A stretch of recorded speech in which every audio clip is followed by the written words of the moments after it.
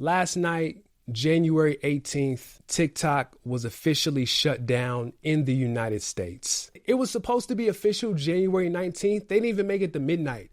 I think mine shut down around like 10 o'clock and I'm on Eastern Standard Time. But as of this morning, on Sunday, January 19th, TikTok makes another announcement saying that they are restoring access to TikTok to the American public. In their statement, they are thanking Donald Trump and vowing to work alongside him to come up with a long-term solution to keep TikTok active in the United States. Now, there's a whole bunch of angles and spaces that I can provide commentary or perspective from, and I'm sure you can go anywhere on the internet and get what you need to validate how you feel about all of that. I specifically want to speak to the creator economy. Social media has made it so to where you can partner with the platform and receive a share of the revenue that it receives from advertisers. And with that, some people have been able to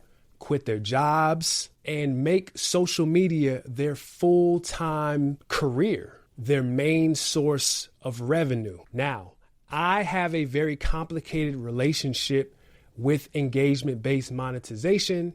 Recently talked about that on my Instagram. I'm just going to post that video on YouTube in the next couple of days. I think that on one hand, it's dangerous, but on the other hand, hey, look, one of my goals for 2025 is to finally monetize this channel. I have a Patreon, so I'm not mad at the monetization of it, but I think that there is just layers to that relationship and responsibility that people have to the general public with the service that they provide in order to, monetize themselves on these platforms. But again, that's not what I'm talking about today. With TikTok shutting down, there are several people who used that platform as their primary source of income. Now with it being active again, there is this uncertainty that creates for people. The platform is responsible for the platform.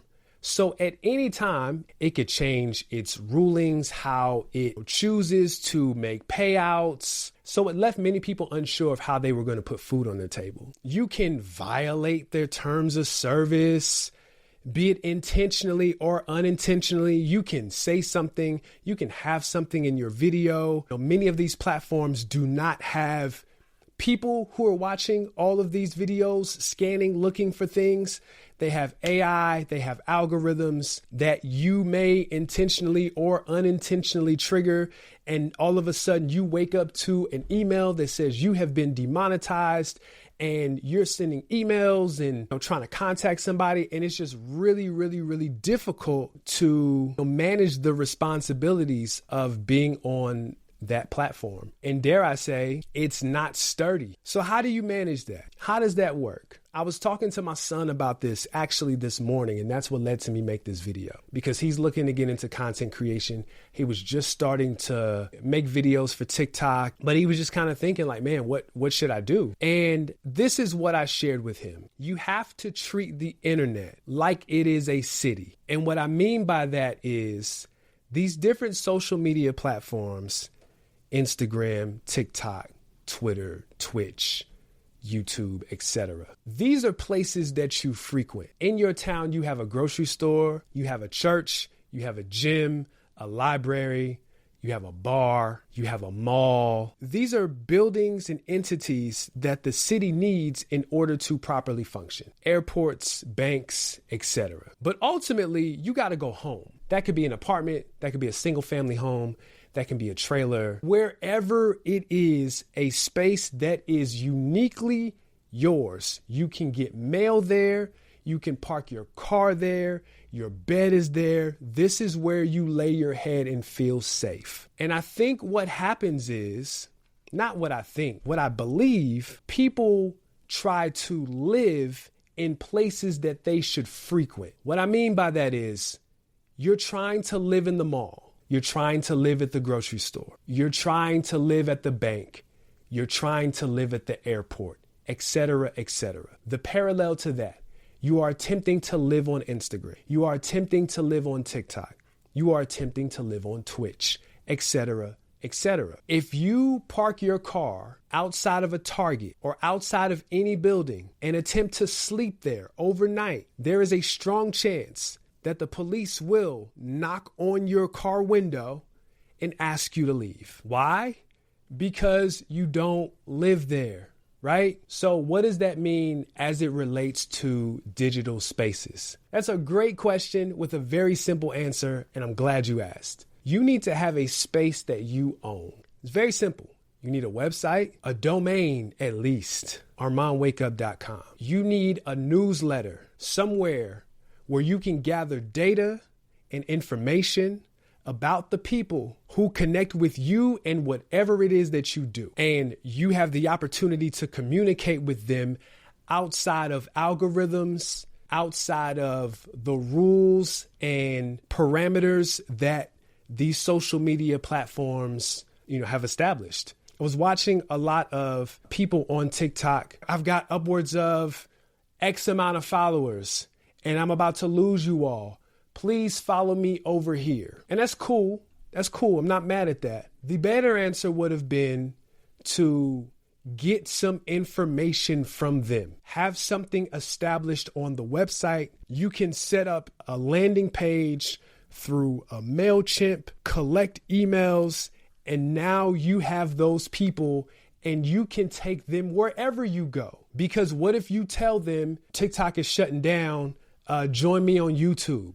What if YouTube shuts down? Or what if YouTube demonetizes you? Or what if you don't like posting on those platforms? Or what if anything happens? Now you've just lost all of those people that you can sell a product to, that you can develop deep and close relationship and camaraderie with, and find other ways to monetize your brand, maybe through crowdsourcing, something. You know what I'm saying?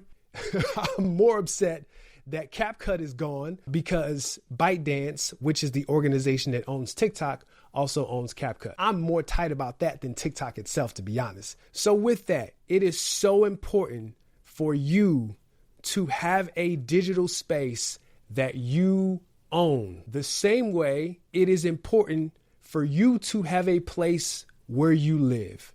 Where's your bed? Where are your clothes? Where's your furniture, your television? Where do you lay down at night and feel safe? A space that keeps you warm, where you can cook dinner. On the other side of that, a digital space that you own is a space that you can make whatever you want it to be. You don't have to play the games of social media platforms and algorithms. There is no barrier between you and your supporters. So with that said, if you follow me on Instagram, YouTube, Twitter, wherever Armand Wake Up is, I have had a newsletter for the better part of 10 years. And I would highly suggest that you head over to ArmandWakeUp.com and sign up for my newsletter. Additionally, if you want to go deeper, you can go to Patreon and join my community. There are 3 tiers. There is a free tier, there is a $5 tier, there is a $10 tier.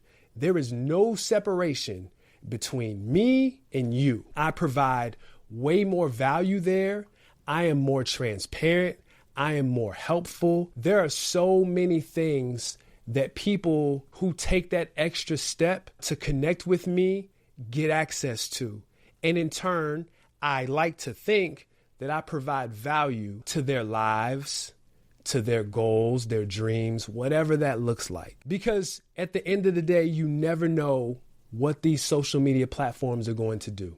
TikTok could go down again tomorrow. We don't know.